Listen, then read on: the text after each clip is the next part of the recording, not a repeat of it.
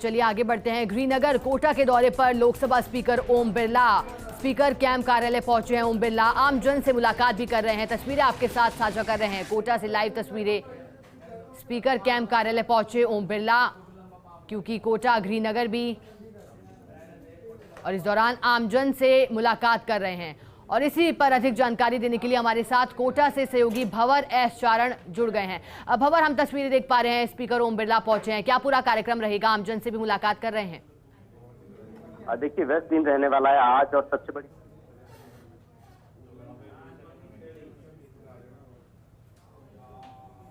बहुत बड़ा दिन है। कोटा में एक बहुत बड़े स्तर का कृषि महोत्सव आज हो रहा है और आप इसकी व्यापकता का अंदाजा इसी बात से लगा सकते हैं कि 35 से 40 हज़ार किसान इन 2 दिनों में कृषि महोत्सव में कोटा बूंदी संसदीय क्षेत्र के दशहरा मैदान कोटा में जुटने वाले हैं। और ये सारा आयोजन लोकसभा स्पीकर ओम बिरला की पहल पर हो रहा है। लेकिन इससे पहले आप देखिए किस तरह से संसदीय क्षेत्र के अपने दौरे के दौरान बिरला आमजन से यहाँ पर लगातार मुलाकात कर रहे हैं और जनवाव उपयोग सुन रहे हैं। बिरला साहब, खासकर आज किसानों के लिए बहुत बड़ा दिन है। इस देश के अंदर आर्थिक रूप से भी और रोजगार की दृष्टि से भी देश के किसानों का बहुत बड़ा योगदान रहा है। हम चाहते हैं कि आज भी 50 से 60% आर्थिक तंत्र हमारा देश के किसानों से चलता है। हम किस तरीके से देश में हमारी जैविक खेती के साथ साथ हमारी प्राचीनतम पद्धतियों को भी शामिल करते हुए किस तरीके से आधुनिक तरीके से खेती कर कम ज़मीन में ज़्यादा उत्पादन और सही उसको रेट मिले, इसके लिए एक प्रयास किया जा रहा है। क्योंकि आज समय बदलते भारत के अंदर हमारी आवश्यकता है कि हमें जहाँ पर हमारी ज़मीन को बचाना है, कम पानी का उपयोग होना है, वहाँ ज़्यादा उत्पादन करना है। और वह तभी होगा जब हम तकनीकी का उपयोग करें।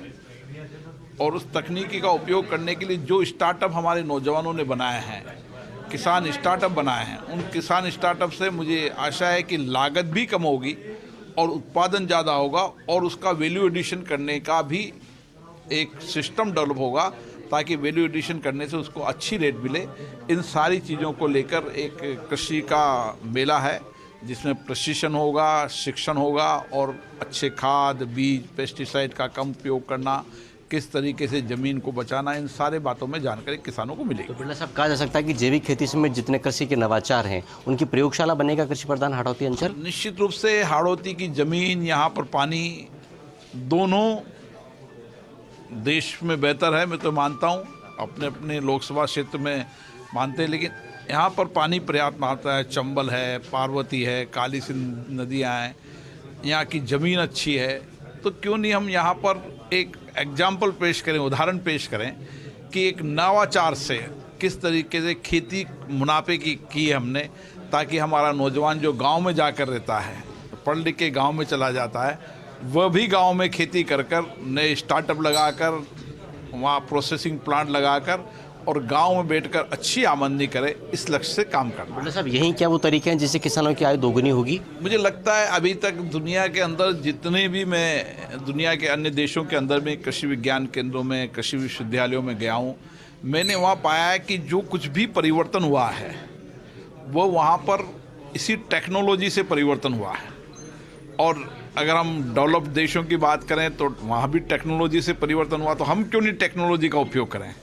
आज भारत के नौजवानों की बौद्धिक क्षमता, उनकी इनोवेशन की क्षमता, उनकी रिसर्च की क्षमता दुनिया में सबसे ज़्यादा है।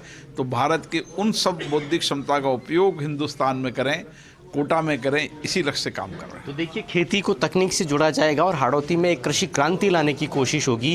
एक बड़ा महोत्सव, कृषि महोत्सव कोटा में आज शुरू होने जा रहा है। लोकसभा स्पीकर ओम बिरला थोड़ी देर बाद दशहरा मैदान पहुंचने वाले हैं। इससे पहले उन्होंने फर्स्ट इंडिया से एक्सक्लूसिव बातचीत की है। लेकिन फिलहाल एक बार फिर से आपको तस्वीरें दिखाने की कोशिश करें तो देखिए, कोटा बूंदी संसदीय क्षेत्र से आपका पूरी जानकारी के लिए।